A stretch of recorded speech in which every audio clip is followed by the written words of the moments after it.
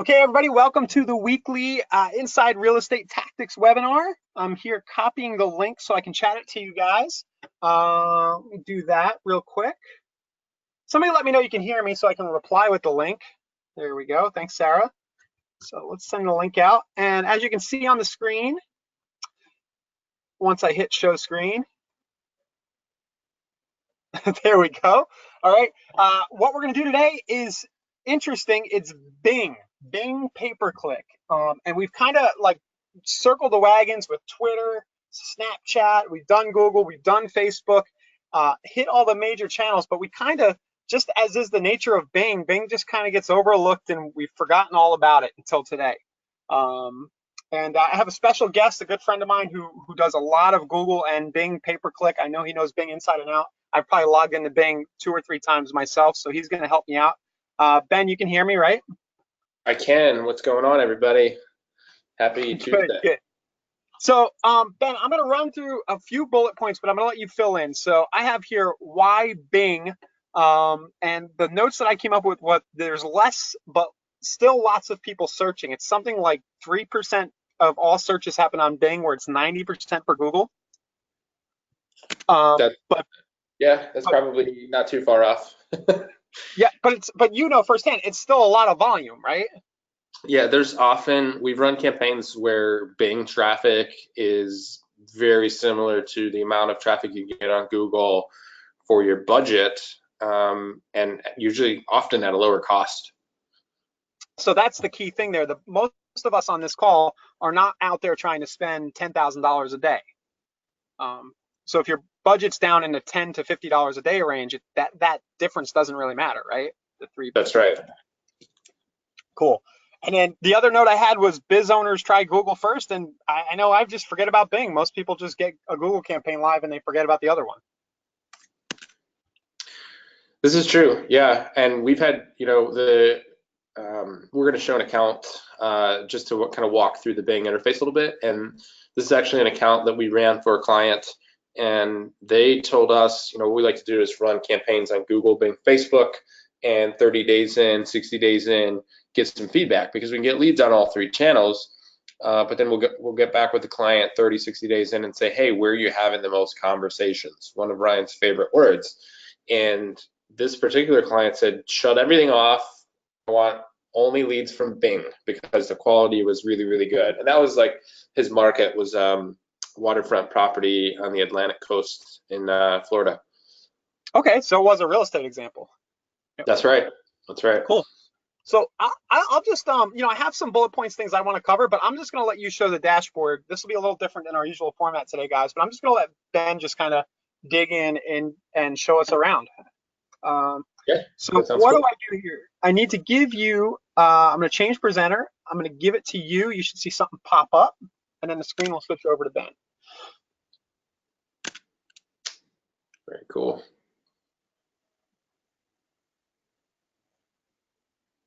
Okay, so it looks like I'm sharing my screen here.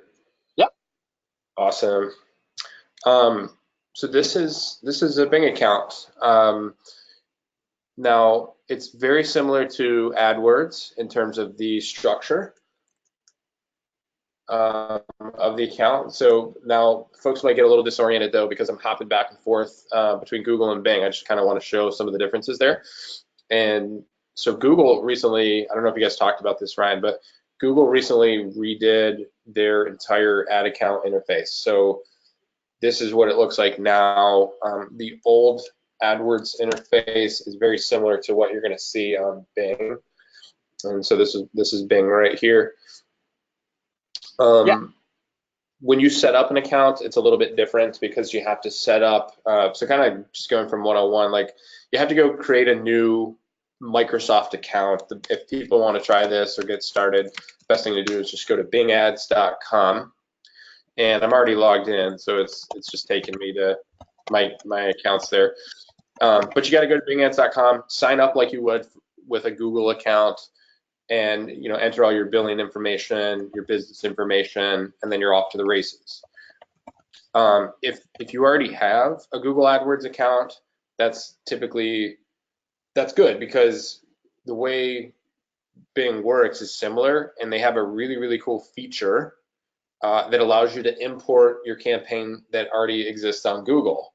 So that's what we typically do is we'll build a campaign out one time on Google, and if it's a decent campaign, we like the way it's performing, or if it's, you know, if it's structured the way we want it, usually would be, then we'll just go open a Bing account and we'll go right ahead and import the campaign from Google so that we don't have to do everything from scratch again. A lot of people don't know that trick, but Yeah. super easy to just go open a Bing account, import your Google campaign, and you can be up and running within an hour. How do we import? So let's go through imports. So All right, let's say before you start, I just account. want to let everybody know, because we've encountered this on these episodes. For some reason, Google AdWords likes to crash GoToWebinar, the new interface. So if things jam up and you can't hear Ben, just be patient, and we'll be patient with you too, Ben. If that happens to you, that's what's going on. Sounds great, man. Sounds great. All right. So yeah, hopefully we'll keep this from being too technical or too dry, but it's super easy. Once you open your Bing account, you just you'll be at this screen. There won't be any campaigns or anything. You're just going to click import campaigns up here, import from Google AdWords, and I'm curious to see if this will even work the right way since the new AdWords interface came out. So you're going to have to sign into Google directly from that Bing interface, which is cool. And it's going to load all of your different accounts. So there's the one that I want to pull in. You're just going to choose the account right here. Click continue. And then you can import, let's say you've got a really robust AdWords account, you can import everything, or you can only import like one specific campaign. So I'll just do one campaign. We'll click continue. And you just walk through the steps here. So you can import. They've got, I don't even look at all these usually. You've got account level URL options, all this stuff I don't even really look at. It's usually got the defaults selected the way that they need to be. Yeah. But you can read through these if you're concerned about what you're importing. But I'm just go ahead and click continue. And then boom, you just click, you can schedule it in the future, or you can just do it right away and then click import, and that's going to pull the entire campaign into Bing. It's super quick and easy. Cool. So yeah, so the assumption is most of us have Google AdWords going already, and then we just take what's working in there and pull it over. That's right. That's right. This used to not be available, and people used to, people like us would not like when we had to create campaigns on Bing because there would, you have to sit there for a couple hours and build everything out. But once they came out with that feature, I started advertising on Bing quite a bit. Yeah. And then you get this nice little summary. It tells you all the elements that came over from the Google campaign and the status of things. And then boom, you can view your imported campaign. And it's going to be right there. Great, even with the budgets and everything. Yeah, the budgets will carry over. You can look at the campaign settings. I think that's, yeah. So the tabs are going to be very similar. You would see. Did it pull in it pulled in all the history from Google too? No, so let's clarify that. So this campaign actually, this is a campaign that ran before. Okay. This already has data. So basically all it did was, like it didn't even really do anything because I'd already imported this months ago. Right. So yeah, like the data, the spend data and all that is not going to be there, but it'll pull in your campaign budget and all the other settings. So if I click into there and I go to settings, all this stuff is going to match Google for the most part. There might be a couple things I would recommend, like whenever we do this, we do go through and check all of our settings because there might be a couple things that aren't compatible. Usually it'll tell you that, like if you had an error or something, it'll let you know. But I definitely I recommend people go through and look at the settings. Don't just turn your campaign on assuming that it's all the same. It should be, but you want to double check. Awesome. So so there's a lot of options there. I'm seeing something really cool, that bid adjustment by location.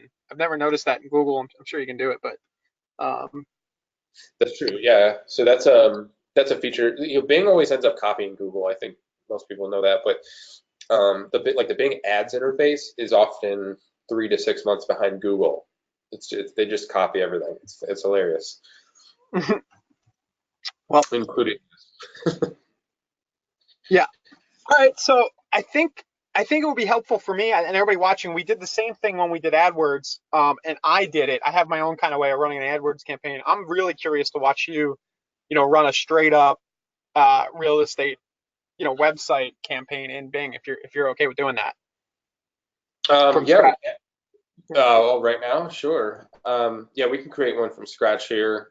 Um, Again, I don't necessarily do that in Bing anymore because we can just import from Google, Right. and it's definitely a lot more. I just recommend like people build your stuff in Google because it's way easier to kind of create a campaign. Um, I do want to show before we do that, if it's cool with you, Yeah. I want to show people how to do the conversion tracking because that's something Yes. that you'll want to do with Bing. That's going to be a little bit different. So what you'll do is, I think you're going to open this little slide out bar, and you're going to go to Shared Library. No, that's not true. You're going to go to Conversion Tracking. Sometimes you got to just click around. But under Conversion Tracking, this is kind of similar to Google Analytics and Google AdWords, but what you want to do is create this thing called this UET tag.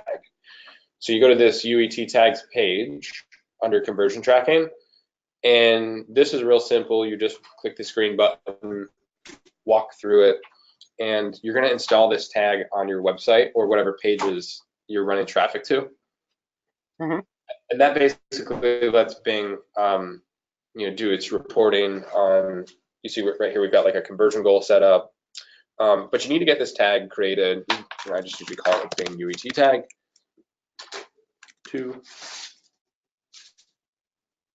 And then you could save it, and then this is the code that you would place on your web pages.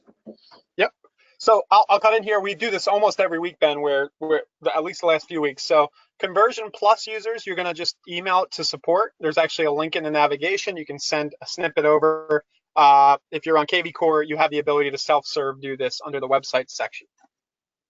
Right, and it's called conversion tracking, I believe, right in there. Conversion tracking, yep, UET tags. And then once that UET tag is installed on your site, it'll start like talking to Bing, I guess. And the other thing you want to do is once you have that tag installed, you go to conversion goals here, and you can create a conversion action just like you would with Google. And it's basically based on that tag. So you can say, okay, if anybody hits my thank you page or a certain page of your website that you wanna record a conversion goal Yeah, for, boom, you just set it up right here, and then you get your data in the I love. campaign.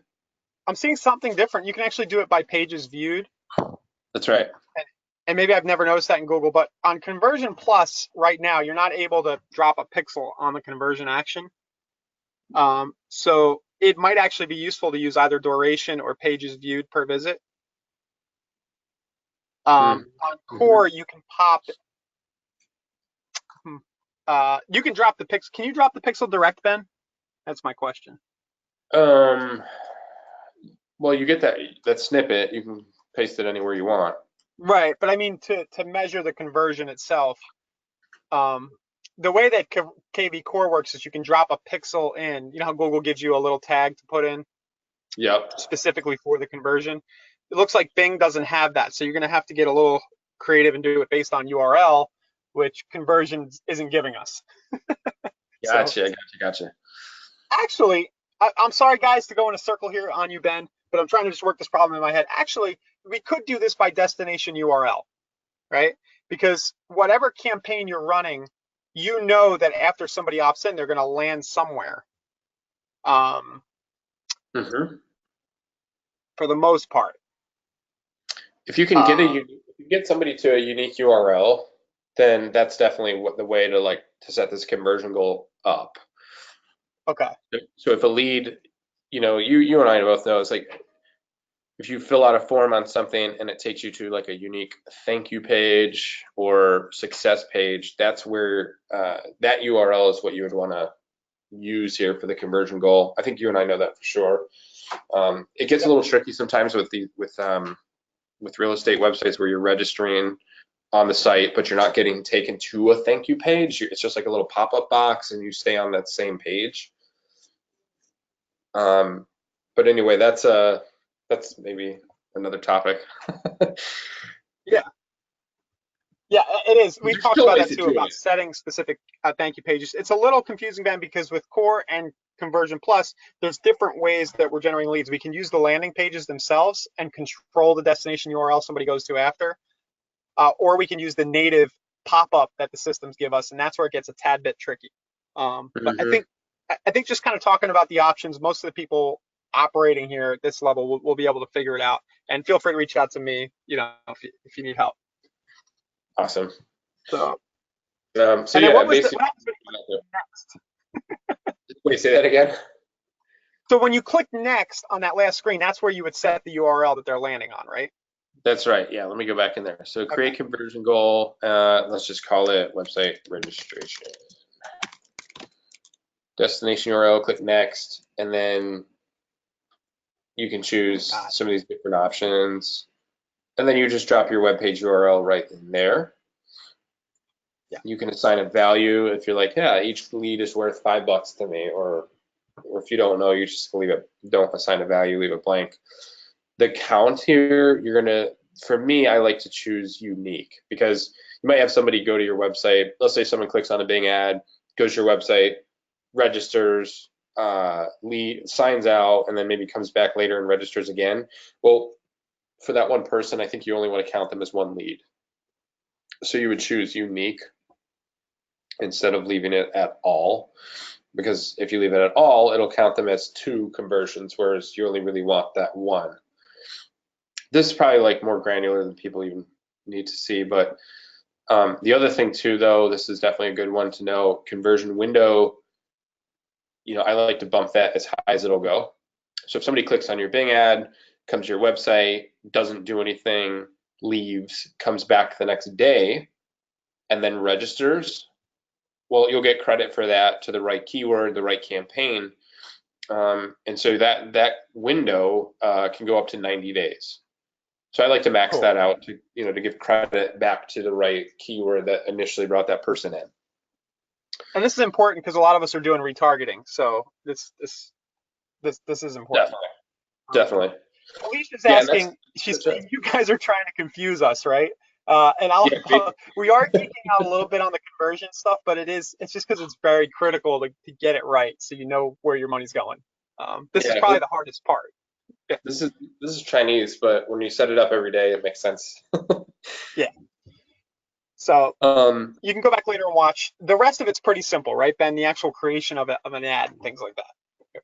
that's right. Yeah. So let's get to the fun stuff. Like once you actually open your account, if you want to create a campaign right in Bing, it's really easy. It's just like Google. But you click this green create campaign button on your campaigns tab, and it'll just walk you through. So you can choose some different options here. What's the goal of the campaign? Visits to my website, visits to my business, location, conversions to my website. I think for the purposes of this, we'd either choose visits to my website or conversions in my website. I'm just going to choose the Yeah, first one, make it yeah. simple. I would vote the visits, because that does allow us on the conversion tracking side to actually set build squeeze links inside of the platform. Um, Okay, and use the native tracking of the core and conversion plus too. here you go. So you just walk through the steps What here. Your campaign budget, you pick whatever works. what are Um, you finding for budgets? Because you have a number of clients, um, what's a good rule of thumb to start? Should you start high or should you start where you want to be long term? I think most people are going to get a cost per lead somewhere in the neighborhood of $5 to $15, depending on their Okay. market. Thing. So You could even say like 10 to 20 just to call it safe. So let's say you wanted to get a lead per day. You really ought to have a $10 a day budget. If you want to get 2 leads per day, 20 bucks, 15 to 20 bucks, you'd probably be safe. Okay. You choose your locations. And so they give you a map again, similar to Google. We could do like, I don't know, St. Pete, Florida.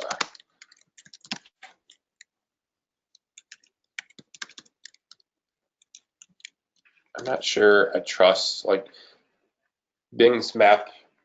Bing's location targeting can sometimes get a little bit, I don't know, buggy. It's not as clean as Google, so I'll say that. But it still works. So you can choose St. Pete, Florida, 25, and then you can choose stuff down here. So who should see your ads, people in your locations, people searching for or viewing pages about your targeted locations. That's an interesting one because I think depending on the market you're in, like is the majority of your potential clients going to be already located in your area, or are they going to be more from out of the area? And for you, Ryan, like in St. Pete, it's probably going to be folks. It's going to be a mix, right? Yeah. You get a lot of people in Florida, at least, coming from out of state Elsewhere. or out of the region. Yep. See, we'll keep going here. Do you have an example site, Ryan? You can just do, for now, just keep simple. Just do ryanhartman.exprealty.com. But everybody, what we would normally do, I don't have control of the screen. What you would normally do is run a search for the kind of campaign. So one of my favorite places to go is condos or land. So I would run a search for condos either at the front end of my site or in the back end dashboard. I'd create a squeeze link that shows all the condos in the target area. So we've done that a handful of times on these sessions. I'm going to leave that since Ben has control of the screen, unless you want to run the search, Ben. Yeah, we could do that real quick. Yeah, go ahead. Yeah, do it. So let's do. You can do all of Pinellas if you want, because it's hard to pick up St. Pete. So we'd like Pinellas condos. Let's do that. Yep. Minimum price maybe 150, 200. Yeah, I usually do the whole range and then I put the price range in my ad, but you have different, you do it a little bit differently. So whatever you do, show us. I just copy you, Ryan. So. All right. Yeah, only thing I like to do sometimes is sort from low to high on the right side, but it's not that critical. I usually like to sort both ways and see which of the first properties seem more intriguing. Nice. You know what I mean? Because it's like, oh, $20,000 condo, that might pull somebody into my search a little more and get them to register, is the thinking there. So I might use this link. So you can paste the link at the top in the browser, Ben, and use that. Cool. That's right. So I guess we would just plug that in right there.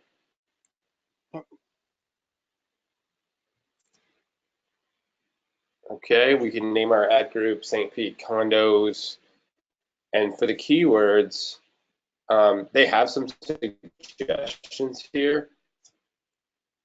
I'm not really loving what we're seeing. Yeah, me either. I usually, I don't know what you do, but I usually just go ahead and write St. Pete condos and all the different variations I could think of for an exact match to start. Exactly. Yeah. I'm just curious. I'm going through. I'm tabbing through their keyword results here. If you typed it in the product or service box instead of the URL, I bet it would pull it up. You might have to get rid of the top one. I think you're right. Yeah. Yeah. This is, so there's St. Pete Beach condos a little bit down, so we're getting closer. yeah. So there's some okay keywords here. I wonder if let's try this. Let's just see if it's letting me like click on that. Look at that. Yeah. That's it. So that's usually what I do manually. That was cool that it just gave you all those variations right there. That's phenomenal. Yep. Yeah, I mean, so that's neat. I didn't even know that you could do that. Um, but those all look pretty decent for an Yeah, initial. you'll get in most markets on the condo search, you'll get pretty good volume on that. Um, Yeah. so So okay, so let's keep going then. Save and go to the next step. that's our keywords, everybody. We're kind of skipping, Ben, because we do this all the time. So what we just did was we chose the keywords that people are going to be searching on Bing in order to find our ad. Yep. And let's see. So the next step they want us to do is create the ad. So that final URL will be Yep. the filtered web page that we grabbed from your site with the St. Pete condos. Yep. And I forget, was that HTTPS? Yes, that was a secure HTTPS site page. So you just do this like St. Pete condos for sale. I don't know. We could probably do a much better headline than that. I like Yeah. to. You like to do this. You like to talk about the number of results there. So Yep. see over. That's crazy.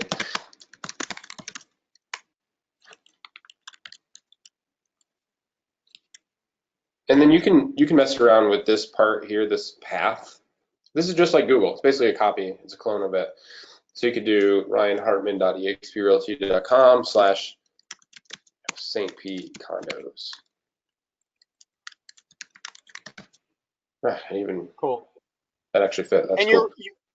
you're reiterating what the main keywords are so that it seems more relevant to them when you're doing that. That's why I let you do that, right?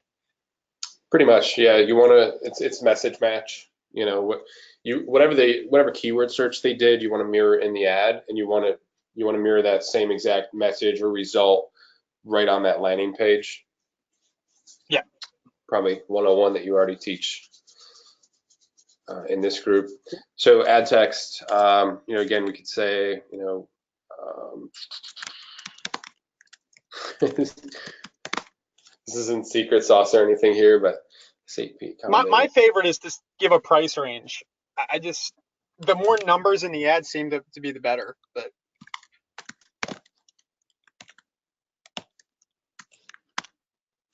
What was that price range? So we had yeah, so from like price from 20,000. 20,000 to 4 million plus, I think was the high range. Yeah.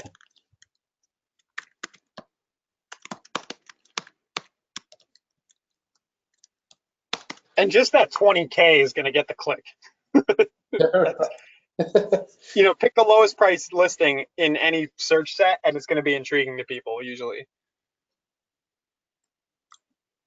Yeah, I mean that works, I think, just for the purposes of this column. Yeah. But let's go ahead and click. And then so you can do these other things called ad extensions. I don't know if you guys have done this with with any Google ads that you've created before, but I'll probably skip these for now.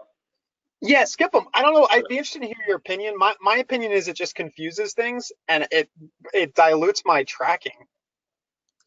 But like I would rather just have the direct click to the website, not distract with other actions. But that's heresy if you Well, talk to a Google here's or the Bing rep. difference. Yeah, Yeah. that's right. That's right. And so here's the difference between so this everything above the fold here. So like from the bottom of the page up is an ad. There's 1, 2, 3. This is an ad that's tricked out with all the extensions. Right. So that's the difference. I mean, you get the more extensions you can get to show, the more real estate, no pun intended, you're going to be able to have on Google or Bing. And I like to show the Hertz example because they really, it's a branded ad. They're able to capture a lot of space here. The ad without uh, all the extensions is basically just going to be that I've highlighted Right. there. So, I tell people like if you can do the extensions, do them. I mean, they don't hurt anything. They basically just give you more space on the page. I think I might do a separate video, Ben, but I think that the best thing there would be to do like the condo ad and then just make sure that every extension drives to something that can convert. Instead of like, you don't want to drive people to your About Us page. That's right. Yeah, you want to give them relevant content. That's for sure. Yeah. I mean, here's one like Redfin. With a non-branded keyword search, what we just looked at with Hertz was a branded keyword search. It's their own name. But with this kind of thing where it's a little more competitive, you're not going to see as many ad extensions showing up for any advertiser. But if you're able to get them to show, again, it's just you're taking up more space on the page. You're increasing your chances of getting that click. So, anyways, yeah. Let's see, where were we at? So yeah, that's my take on extensions. Do them if you can. It takes time and it's a pain in the butt, but you can add your phone number, you can add your business location. If you've got third-party mentions or reviews in like a magazine or local newspaper or something, you can feature that. Okay. So all right, so save and go to the next step. You can set a bid for your ad group. I think $1 probably works. And this is cool. They're giving you like the estimated monthly clicks, impressions, spend, average position. Did they pick the dollar or did they set that by default? It looks like it just was Is that a in there. suggestion? Looks like it was in there by default. Okay. Yeah. Yeah, usually guys, I know on Google we're usually between $1 and $3 a click. I don't know for real estate stuff. On Bing, what should we expect? Is it going to be like 20% cheaper? Is there a rule of thumb? You're not going to know. It varies. I've seen Bing campaigns be 20% the cost of Google. I've seen Bing campaigns be double the cost of Google. It's all based on the competitors. What I like to do though is this is something that's often overlooked when people do Bing ads is this bid strategy. So if you got a budget of $10 a day and you're bidding $1, you're thinking, okay, maybe I'll get 10 clicks for that. Well, I love this little feature here. You can just change it to maximize clicks.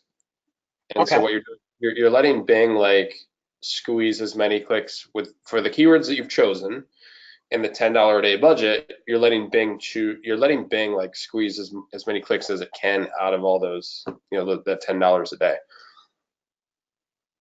Cool. Dennis just brought up a really great point, and we were talking about those snippets, and he said, how about ad extensions for St. Pete condo foreclosure deals? And I really like the idea of taking a set of a certain type of properties and then doing extensions, different searches related to that. So foreclosure deals, high-end condos, low-end condos, fixer-upper condos might be just a riff you can do. But yeah, Dennis, thanks. That's brilliant. Yeah, that's really good. Worth the cost of admission today, Dennis. Thank you. Definitely. Great point there. That's pretty much it. I mean, you could change some other settings here. Like let's say you wanted to only run on mobile devices, or let's click on device. Check this out. So once you launch the Bing campaign, you get these bid adjusters again for the devices that the ads are showing on. So if your performance looks better on people on a phone or a desktop device, you can increase what you spend or decrease what you spend on any one of these devices here. And the performance will vary greatly. So people should be aware of that. Like, pay attention to how your ad performs on those different devices, because you can, basically get way more for your budget if you spend it on devices where people are converting better. Yeah, that's one of the first places I go optimizing Google, actually. And it always works to cut one or the other out between desktop and mobile. It's it's a layup if you just pay attention to your data. Yeah. Okay. So that's it. Great. It's pretty. So this is, guys, this will get you 90% of the way there if you just want more traffic from Bing and split test against Google. Exactly what Ben just did will get you there. Do condos, land. You can try specific school districts, but the more niche you can go on the search is probably the only tip I can bring, and just follow that same process. That's right. Bing is a clone of Google. If you have a great Google campaign, don't go through all that setup we just did. Just import it from Google. Make sure you're tracking your conversions. Make sure your settings look good, and turn it on. And you'll go see, like, you do some of these searches on Bing, and you'll notice like the competition is often like way easier because like just so few people are doing it. It's all you're seeing up here right now is like Redfin, Zillow, Realtor, all the big platforms. So as a local agent, you could just kind of sneak in there and I feel like they do favor the local advertisers over some of the bigger ones. So it's a really Okay. great place to get a lot of, good traffic. And you could spend, most agents, in my opinion, could absolutely spend their whole budget on Bing. There's no question about it. Yeah. Do you have any thoughts about the nature psychologically? And I have some assumptions of the person searching on Bing versus the person searching on Google. Is there a Yeah, so sophistication difference? the difference is that Bing is often an older demographic or Okay. like a younger demographic. The in-betweeners, like the people from like maybe the 25 to 45 age range or even 55 are most of the time we're on Google. But Bing, I think they've done some studies. They know it's an older crowd where it's like default they're using Internet Explorer still, and they're just typing in their browser search, and it's coming up with Bing results. Well, what does that mean? Well, the older crowd probably has more money than the younger crowd, which is why Yeah. they're a better lead. We might also do better with. I'm thinking I'm going to go run some reverse mortgage ads, but downsizing, things of that nature may play well. Um, For sure. yeah. Okay. For sure. I just had a few more questions for you that I had on the dock here. Does Bing have a display network? They used to. Okay. They really don't at this point. As Okay. far as I think they just got rid of that probably within the last Good. We don't year. have to worry about it. Don't have to worry about it. And then remarketing, um, it's gonna work the same, similar to Google, right? Where you can build audiences. Um, Uh, I just yes. So remarketing with Bing you can do. If let's say you just have to build the audience. So you have to do that tag on throughout your website, and right. then basically what you do is just apply that. You can apply that audience to your keyword campaign. So you're only able to do it through search with your keyword campaigns, but you could layer in a retargeting audience so that you're only showing ads to people that have already been to your website. Yeah. So if you're getting people off Facebook, Twitter, Snapchat, and Google, you have your Bing Pixel installed. You can start to show your ads to those same people and seem like you're everywhere if you want. And I Exactly. assume that's on the shared library, right? Where you build the audiences. Yeah, we can show that real quick. So shared library, you go to, let's see, audiences, create Okay. remarketing list. And this is the same setup as you would see in Google. Yeah. You could say like all visitors, last 180 days. Yeah. Boom. Yeah. I It's think it's a little less relevant here. I prefer to remarket with like YouTube video and Google Display. mm-hmm. You know, I agree. Yeah, like like just kind of the volume's not going to be there with right, Bing just on search. So like right. we don't do this typically, just to give you just to be straight up about that. Yeah, this is a little next level. Most of us don't need to worry. I do think it makes a lot of sense though to remarket again Facebook and Google, just because of the volume. Um, Absolutely. Yeah, but if you're looking cool. for like extra keyword traffic to pull in more cold audiences that you're not getting on Google or Zillow or somewhere else now, I mean, Bing is where it's at. We've gotten some really, really good feedback from clients on the lead quality as well. Cool. All right. Well, Ben, I think, does anybody have any questions? I just really wanted to get Bing in here. I've learned a lot, specifically that tip about importing campaigns is a huge time saver. We know that we can probably get leads a little cheaper, at least get a little more volume, possibly totally replace Google because we might see a cheaper cost per lead across the board, right? Let me take back control. Kicking it back to you there. Yeah. And if there are no other questions, I'll just mention we have our in-house ad services. I don't even know that we offer Bing, and I don't think that the people at Inside would mind me saying too much. Ben, you're more of like a big account guy, right? You have some very large spend accounts. Yeah. And Ben's, I would say that what you showed today is almost anybody can do. But if you're talking big budgets and really need to optimize and make sure you're not wasting money, is it fair for me to say you're a good guy for that? Yeah, absolutely. Our team specializes with people that usually are spending, I mean, we have some clients that are spending 500, 750 a month, but if folks out there are spending, a few $1,000 a month and really want like hands-on day-to-day management, that's what we do.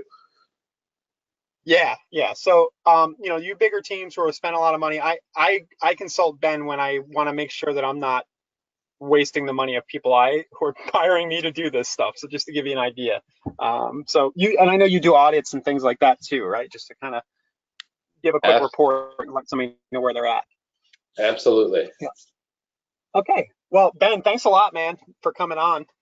Yeah, my pleasure. Thanks for having me. And yep, and it looks like there are no other questions. Felicia says this was awesome. I'm looking forward to pulling the trigger.